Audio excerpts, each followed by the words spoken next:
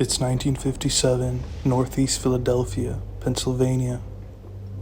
A college student began to hike through a vacant lot in the rain when he found what seemed to be a freshly groomed 4-year-old boy wrapped in a flannel blanket, dead in a cardboard box.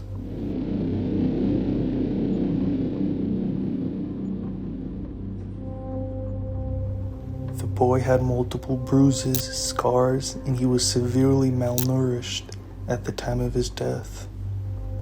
He also had no vaccination marks, suggesting that he had not been enrolled in public school. Before this discovery, no one had reported him missing. The investigation into this boy's death became one of America's most notorious cold cases. The unknown victim became known as the boy in the box. Others also called him America's unknown child.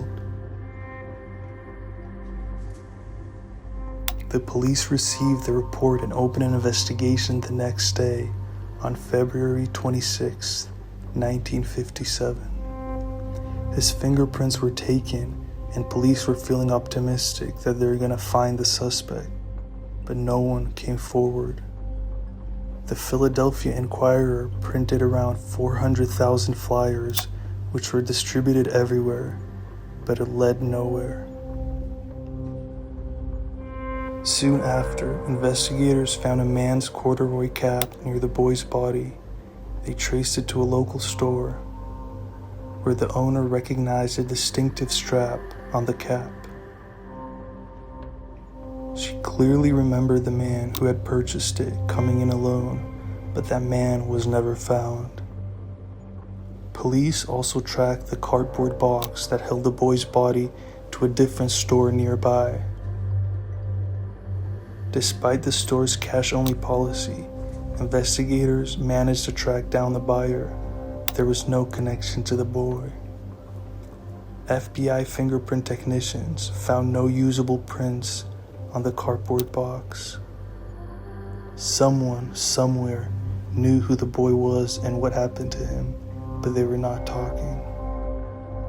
5 months after the boy was found, the authorities buried him in Philadelphia's Potter's Field near the Philadelphia State Hospital.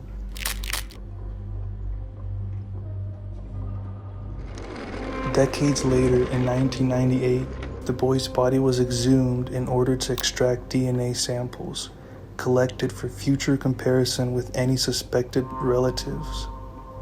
A year passed before the authorities finally admitted that they had not been able to obtain a DNA profile from the boy's remains. A third try in April 2001 was set to work, but nothing came out of it. The boy stayed unidentified for decades. But in 2022, the Philadelphia Police Department announced they had figured out who the child was through DNA testing. This morning, a decades-old murder mystery partially solved. On December 8, 2022, the child was publicly named as 4-year-old Joseph Augustus Zarelli, born on January 13, 1953. Investigators were able to identify him after a cousin put DNA into a public database. They then asked that person's mother, Joseph's first cousin, to submit her DNA, which she did. This helped investigators identify his parents. A court order got the child's birth certificate, which showed the child's name and his parents' names, later confirmed by DNA. No one has been arrested for the crime. Police hope that now that people know his name, someone might come forward with new information that could help find his killer.